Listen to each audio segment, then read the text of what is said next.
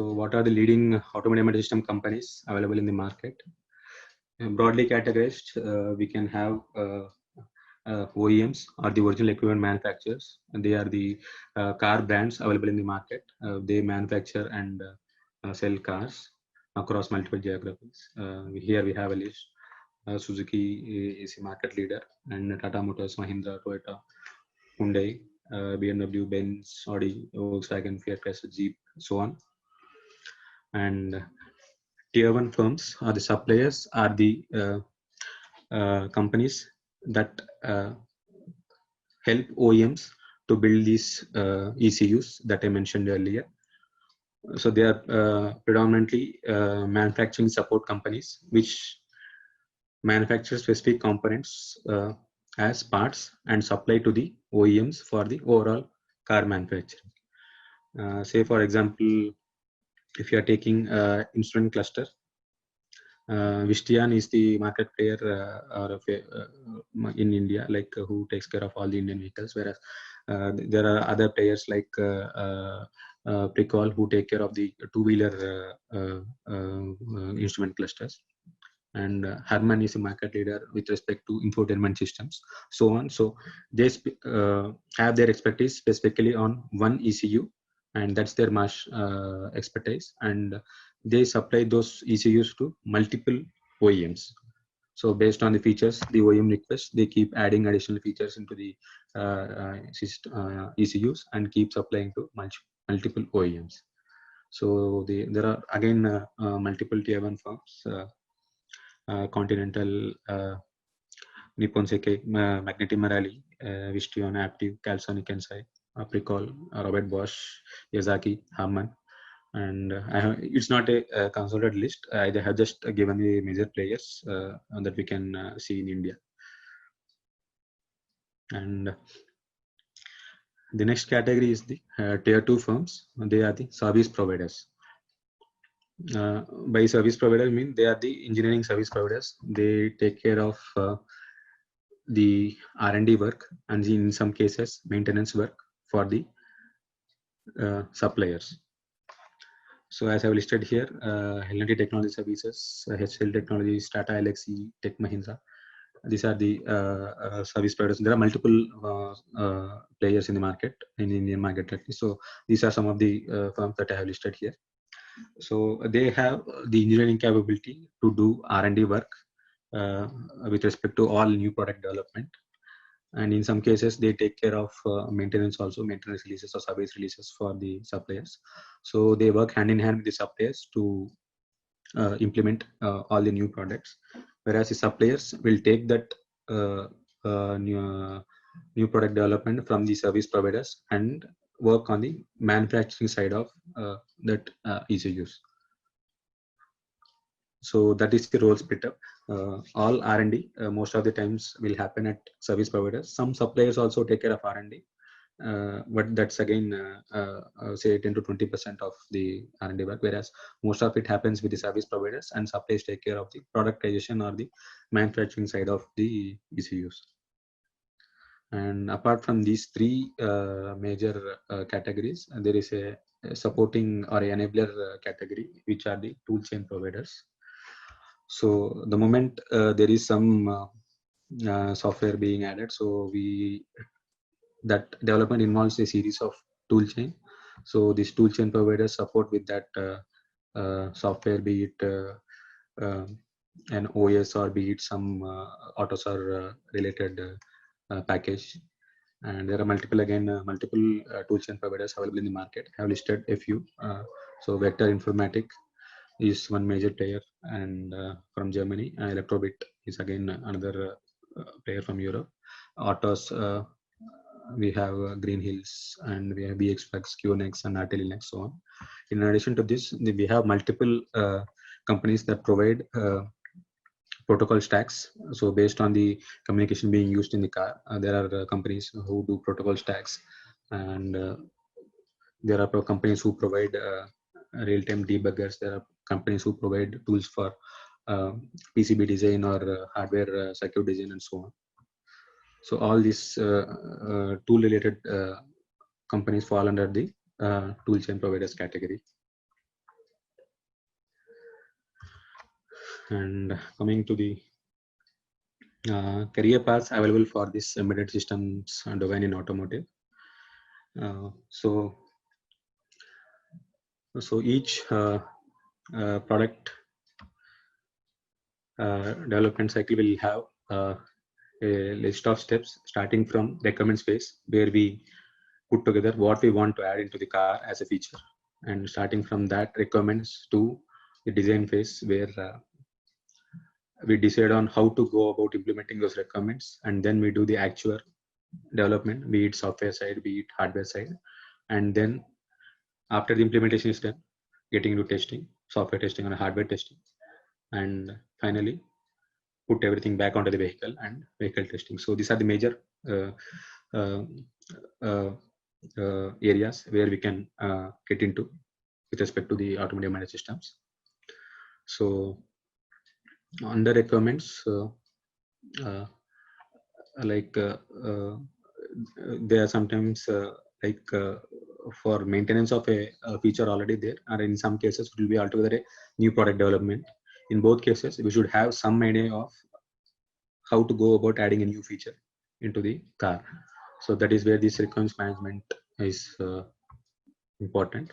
And the tools, predominantly there are multiple tools used in the market. Doors is one widely used tool. In addition to that, there are other tools called Polarian and so on. So in addition to the vehicle features understanding, some knowledge on the door side is needed to get into this requirements management area. And the next path is like HMI design. HMI stands for human machine interface. So this area comes into play when the product being developed is a interactive or a display based project. Like it can be an infotainment system, it can be the instrument cluster, or it can, so all this display related or wherever there is human interaction needed, all that comes under the HMI design. So the career paths available here are like the UI UX design. UI stands for user interface and UX stands for user experience. So this put together will take care of the complete interaction with the driver. So it can be, it involves everything with respect to what you see on the display and how you change what is there on the display. It can be buttons design, it can be knobs design, and so on. And how to place the content on the display, where to place the content on the display, how you want to transition between two different screens. So all this comes under the UI UX design. It's a very interesting area if creativity is something that you look for in your day-to-day activities. And as I said, so because it is handling data on the display, so there has to be some content that is going to pop up on the display based on some user action. So that is taken care by the graphics design. And the primary tools industry wide used are like the Adobe Photoshop and Illustrator. And on the Mac side, Sketch is something that is widely used for design purpose. And in addition to this graphics design, there is another area which takes care of the animation design. And animations are something like the moment you have those graphics, it can be a icon or it can be a warning, how you show that icon or how you bring up that warning message onto the display, there is some animation involved. So all this animation related content is taken by a separate tool chain. Again, there are multiple market players. Altia is one of them, and Qt is one of them, and Kanji is another market player. eBigate, GL Studio. There are multiple animation design tools. Again, based on the cost of the product, the OEM will procure licenses for these tools, and the designers will start working on the animation design. And so whoever wants to have a go at the creative side of car design, like this is one area where we can focus on.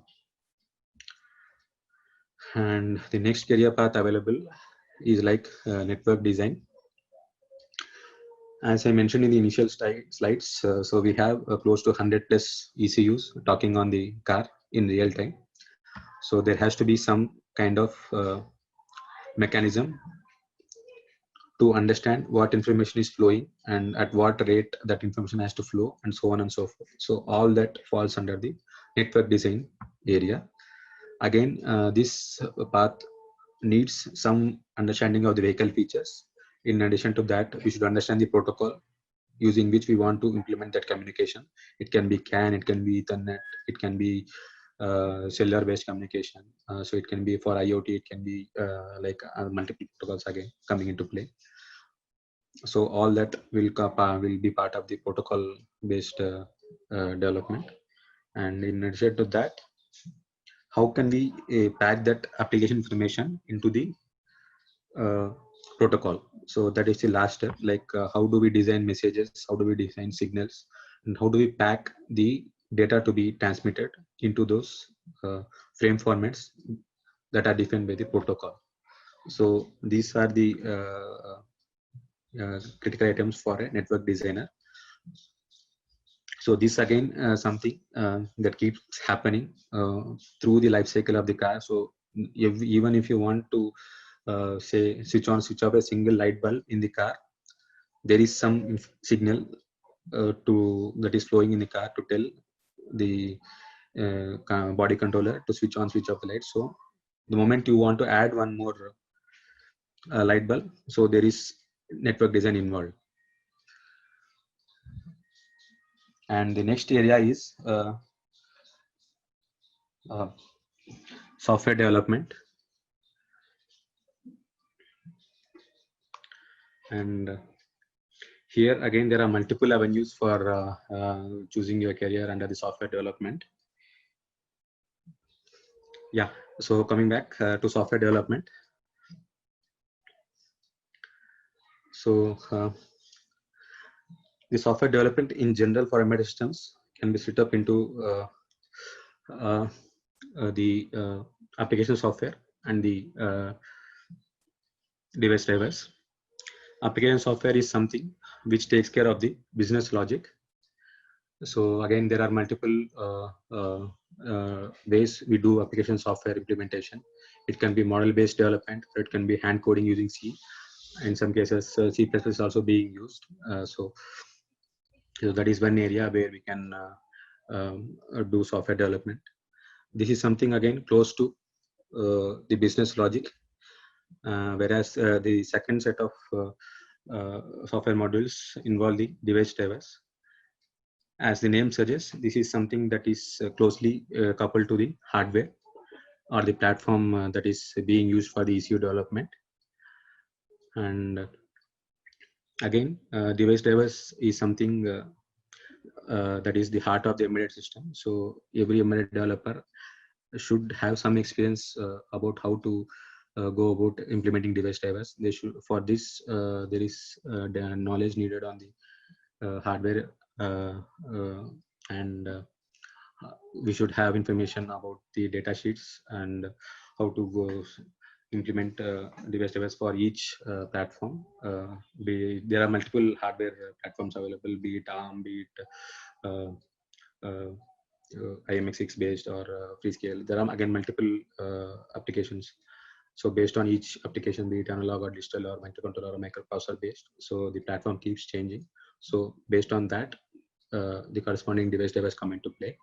It's again a very challenging area, but a very interesting area for software development. And the next menu is like bootloader. Bootloader is a software package that enables software-based flashing. So normally in development environment, we have something like a debugger, which is connected using some JTAG to the hardware platform, and we flash the test software. Whereas for production environment, the ECU ideally sits in the car, and the maximum that can happen is there is some malfunction and the driver takes the car to the service center. So that is the only avenue where you can fix or flash some bug fix or service releases. So all these cases will need some additional software sitting on the ECU to enable that kind of flashing, remote flashing outside the development environment. So this is taken care by something called as the bootloader software. So this again more closely coupled with the hardware, but it is not exactly a device level software. It is something that works above the device level software. So this again some interesting area. And board support package is a combination of these device drivers and bootloader. So every hardware platform that is coming out of a semiconductor firm. All the board support package puts together all the software needed for the complete board bring up. So that is what is the next area that follows the board support package development. So put together board support package development as well as board bring up are like two areas where we closely work with the hardware or the platform. Again, this needs very high hardware interaction. So how to debug hardware level issues while bringing up new platforms is important here. And next option is like the flashing protocol or the flashing tool. So this flashing is what I was talking about when I mentioned the bootloader. So bootloader is a software sitting on the ECU side to handle external flashing, whereas the flashing protocol design itself is a development area. And in turn, because the service engineer will be using some external tool to dump some executable onto the ECU. So the flashing tool development as well as the flashing protocol development is again a software development area. And IoT is something that is widely picking up now to enable connected cars. So again, based on the OEM, there are multiple options for IoT communication and with respect to the platform being used for IoT based communication and with respect to the server, which is communicating to the IoT node on the car. So there are multiple options. And at the programming level, still we are sticking to C, C++, and to some extent we have model-based development. And I will touch upon model-based development in a minute. And next to C, C++ programming, we have something on AUTOSAR development. AUTOSAR is a standard for software development in automotive. So normally, before AUTOSAR, people used to develop their own architectures. Each OEM will have a separate architecture. And there was a challenge when each OEM and each supplier and each service provider don't follow the same architecture. So integrating those kind of ECUs in a single car became tedious. And over the years, they sat together and thought if we have a common standard about how to develop the interfaces between the various ECUs, it would be useful. So that is where AUTOSAR was born. And people started using AUTOSAR as the development strategy for implementing the ECUs. Again, it is also going to involve the same application software development as well as device drivers. So, but all of them will sit together as some blocks in the bigger development framework as defined by AUTOSAR. So the moment we get into AUTOSAR, so we have to know the tool chain involved for AUTOSAR based development. Again, there are multiple market players. So some particular tool, at least one of the tools, if we pick and we are able to know the complete development process for AUTOSAR based implementation, so that should be good enough. And yeah, so that is about it on the AUTOSAR. And functional safety is another area that is evolving. So functional safety, as the name suggests, is something that is related to the safety of the feature. So this is to add additional safety in addition to the overall control being already there implemented in the car. So this is a very specific area which is again picking up recently, so that we can avoid maximum malfunctions. That is this functional safety area. So there are multiple certifications available in the market. So a functional safety engineer has to, based on the software or the hardware side, they will have their own applicable rules and guidelines. So the safety engineer will do that analysis using those rules and suggest content to be included in the software or hardware development.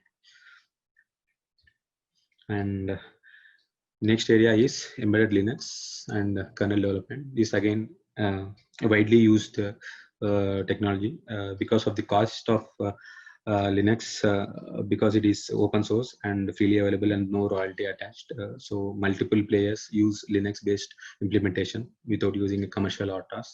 So the whole tool chain with respect to Linux and kernel based device development. So all that will come under this area of software development. It's again a very challenging area and widely used across multiple products. Not even in cars, even in the other industries also it is widely used. And coming to model based development, is something predominantly there are 2 or 3 market players. So the major, or I would say 90% of the market is taken care by MathWorks. MATLAB is the tool name. So all software implementation is using high level or visual implementation. We use state charts, or we use additional scripting to derive the base C code. So this again a widely used development strategy. And again, the applications are also enormous. It can be we can do machine learning using model based development. We can do simple control circuit implementation using model based development. So again, it's a huge development area. And the next area is like computer vision and image processing related stuff, which takes care of the camera based features. And build and release integration is something like with respect to the final product software releases. That is a very small area, but an important area where, because it is distributed development happening across multiple suppliers or service based companies. So this area is again an important area where we do the complete build for a given release and take care of the integration and release of the software. And finally, the RTOS or the scheduler. So wherever the time criticality is there, people go for RTOS based implementation, whereas in all other cases they will use a simple homegrown scheduler. So in both cases, if we have some expertise on this area, it's again a widely used area which will be used across all the ECUs being added into the car. So on the testing front, we have software in loop testing, we have model in loop testing, we have hardware in loop testing. So as the name suggests, if we are testing only with simple C or C++ based code, it is software in loop. Whereas if we are doing model based development and we are testing with that, then it is model in loop. And if we have we dump everything on the hardware and do testing, then it is hardware in loop. And at code level, if we are doing any analysis, static analysis, or just even before putting it on the hardware, then it is called as static analysis. All these are the white box testing and static analysis are like I would say quality related to improve the overall robustness of the software. And regression testing is another area where like we get into maintenance phase and we start testing the overall system for each small change or bug fix. So that area is called regression testing. And memory profiling is something related to optimization of the software with respect to performance. If you want to bring down the memory consumed, if you want to bring down the time taken for execution of software, so all that analysis will fall under the memory profiling. And in embedded systems specifically, in cars, to improve the overall network performance, to bring down the time taken to respond to a given critical signal. So each ECU has to be operating at its best efficiency. So memory profiling helps that. And test automation supports the testing area, like predominantly CAN-based testing will happen through CAPL. And nowadays we are also using Python, and in some cases we are using C# based ALS for test automation. And overall test, there are multiple test tools based on market players, but the general widely used automations use Excel based or XML based test automation. And coming to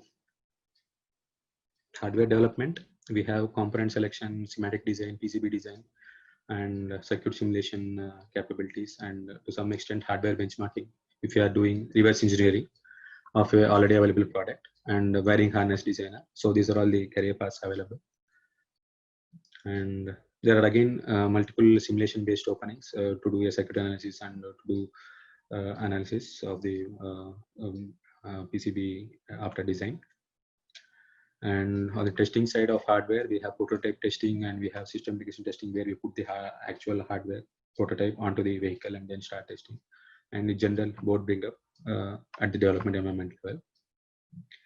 And finally, on the vehicle side, we have something for integration testing, and where like the moment we have prototype and we put it in the vehicle and start testing, that is integration tester. Whereas the vehicle tester is something like we have a production milestone vehicle already built with one release of software and all the ECUs put together.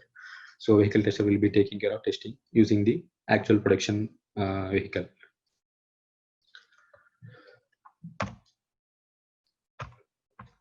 So these are all the career paths available. This again, I might have missed some, but this is overall big picture with respect to each area. And these are all the job roles. Entry level, we can have a requirements engineer, as all the paths that we mentioned. So based on to each path, we have a specific role: requirements engineer, or application device developer, software engineer, or a protocol stack developer, or a bootloader developer, or a flash protocol developer, or a MBD model based development engineer, or a boards of DSP developer, or a board bring up engineer, and so on. So for each skill set that we saw as a career path, there are roles attached to it. And the senior level will be handling teams, as well as all the integration related stuff will be taken care by the senior level. So those are all the roles available at the senior level. And at the management level, we have the managers at project level or at the delivery level. And coming back to the case study, I had mentioned something called as integrated digital cockpit at the start of this session. This is one of the evolving areas where like we are clubbing multiple ECUs into a common ECU. So the instrument cluster is the dashboard, where we see the speed, or we see the trip distance, or we see the deltas, we see the fuel level, so on. So that is instrument cluster unit. And infotainment is the media or the navigation hub. And in some cases, there are cars with even a rear seat entertainment, where we have additional displays in addition to the primary infotainment unit. So all that will be coming under the infotainment. And the last is the heads-up display, which is like kind of a projector onto the windshield. So going forward, like a single system on chip based platform is used to combine and implement these three ECUs, and each of these standalone applications will be running on one of the cores of this multi-core SoC.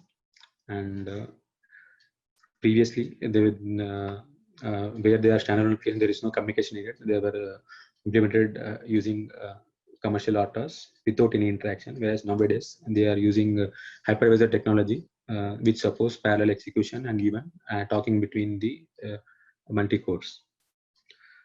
So this again, state-of-the-art technology being used across multiple OEMs to implement these digital cockpits. And there are multiple hypervisors available in the market. They are from QNX, they are from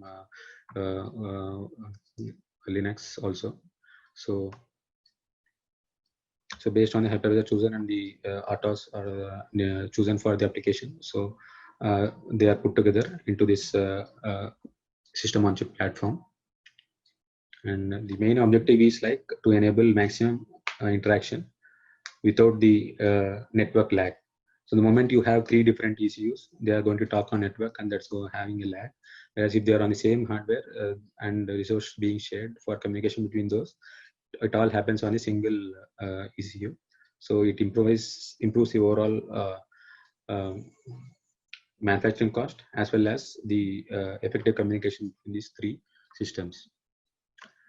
So the SoC will have external communication only to the networks, CAN and Ethernet or cellular based on the features being implemented, and all the sensors will be put together connected to the same SoC, whereas there will be multiple displays for the head-up display, for the instrument cluster, and for the infotainment system.